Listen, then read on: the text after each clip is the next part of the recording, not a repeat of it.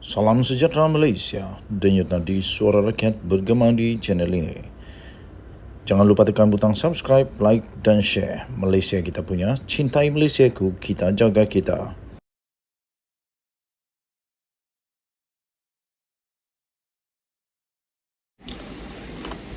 Salam sejahtera Malaysia, denyut nadi suara rakyat bergema di channel ini. Selamat pagi tuan-tuan dan puan-puan yang dihormati sekalian. Keadaan agak sejuk sekarang di Sabah.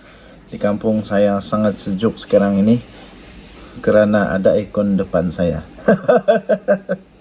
Okey, awal pagi sekarang ini yang mengejutkan saya bangun-bangun pagi baca satu berita. Terbaca satu berita kononnya ada seorang calon daripada Perikatan Nasional yang kalah pada PRN yang lalu kerana beliau kononnya terlibat dengan kongsi gelap. Wow, ini betul-betul mengejutkan. Tetapi walaupun begitu, Syuras telah menafikan dakwaan kononnya beliau terlibat dengan kongsi gelap punca kalah pada PRN yang lalu. Bekas calon Perikatan Nasional PN, Dewan Undangan Negeri untuk DUN Jeram Panjang, iaitu Datuk Seri S. Suras, menafikan kekalahannya pada pilihan raya negeri PRN lalu disebabkan dakwaan terlibat dalam aktiviti kumpulan kongsi gelap. Sebaliknya, beliau berkata ia kerana nasib tidak menyebelahinya untuk memimpin selain tidak menolak bilangan pengundi keluar mengundi merosot, iaitu kurang 75%. Menurutnya ada banyak faktor lain. Namun beliau tetap menganggap kekalahan itu sebagai satu kemenangan. Malah akan terus melakukan aktiviti kebajikan, bersuara dan berjuang untuk masyarakat jempol khasnya di Jeram Panjang. Walaupun begitu, beliau berkata, saya ingin mengucapkan jutaan terima kasih buat 4,769 pengundi yang telah mengundi saya. Katanya walaupun tewas, saya tetap terima dengan hati yang terbuka. Katanya lagi, bagi saya kita semua menang. Kita telah menzahirkan rasa tidak puas hati terhadap pemimpin-pemimpin yang kleptokrasi dan rasuah daripada terus menindas masyarakat DUN Jeram Padang, katanya. Pada sinar harian pada Jumaat yang lalu, dalam pada itu, ahli perniagaan itu turut memberikan jaminan akan terus menentang pihak yang tidak berlaku adil kepada rakyat.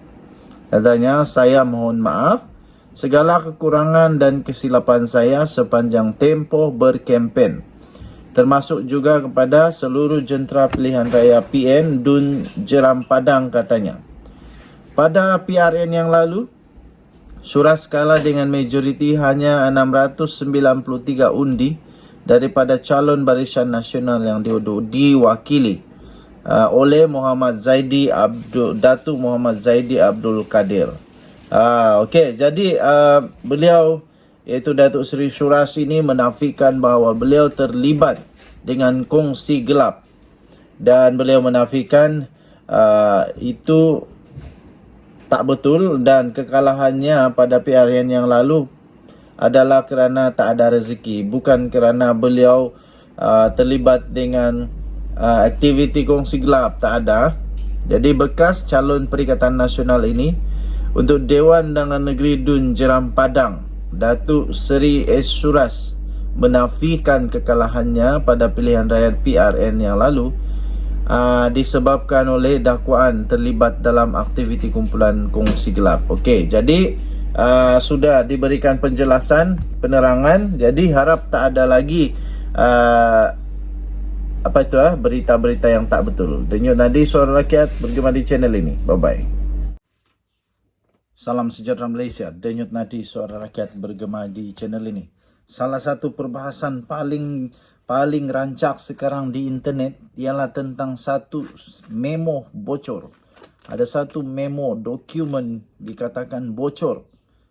Memo bocor, kononnya memo itu daripada pihak tertentu yang mencadangkan menggugurkan pertuduhan kepada Najib. Wow, dan akhirnya AGC timbul, tampil dan buka suara. Peguam negara akhirnya rasanya tak sabar lagi, dah hilang sabar dan akhirnya timbul. Di malaysiakini.com 17 Ogos 2023. AGC siasat, memo bocor, cadang gugur pertuduhan pada Najib Razak. Wow. Jabatan Peguam Negara AGC menyiasat dakwaan dokumen bocor berkaitan pertuduhan terhadap Najib Razak dan bekas Ketua Setiausaha Perbendaraan Muhammad Irwan Serigar Abdullah.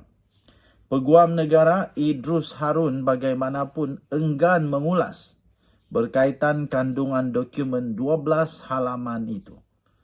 Katanya, kami sedang siasat kebocoran dokumen itu, kata Idrus kepada The Star. Dokumen itu didakwa sebagai memo dalaman dari pasukan pendakwaan International Petroleum Investment Company IPIC kepada bekas Peguam Negara Tommy Thomas. Salinannya juga dikatakan telah dihantar kepada Ketua Pendakwaan AGC Manoj Kurup. Dokumen pada 2019 itu yang kemudiannya tular mencadangkan 6 pendakwaan terhadap kes rasuah Najib dan Irwan digugurkan atas alasan pihak pendakwaan merasakan kes prima facie yang kukuh tidak dapat dikemukakan kepada mereka berdua. Sementara itu, Thomas berkata, dia tidak ingat berkaitan dakwaan memo itu. Katanya pengunduran saya pada Februari 2020 tidak dijangka dan saya tinggalkan pejabat tanpa ambil satu fail pun katanya. Tambahnya justeru, saya tidak ingat semua ini. Kerana saya sekarang tiada akses kepada fail AGC katanya. Najib dan Irwan pada 2018 yang lalu dituduh di bawah Seksyen 409 Kanun Keseksaan di atas kesalahan pecah amanah yang melibatkan dana kerajaan sebanyak 6.6 bilion ringgit Malaysia. Wow. Ini satu kes yang bukan calang-calang besarnya. Bagaimana dokumen 12 halaman, dokumen rasmi pula tu 12 halaman dapat bocor kepada media, kepada orang ramai sehingga ini menyebabkan terpaksalah dibuat siasatan. Dan itu patut untuk dibuat siasatan lah. Kerana 12 halaman itu adalah satu perkara yang penting dan rahsia. Tapi macam mana boleh terbocor? Persoalan paling utama ialah siapa yang membocorkan dokumen itu? Hanya orang-orang yang ada kuasa sahaja, yang ada yang ada akses kepada benda ni sahaja yang boleh dapat benda ni. Jadi siapa dia? Saya pun tak tahu, tak ada yang tahu, tapi akan disiasat. Denyut nadi suara rakyat bergema di channel ini. Bye-bye.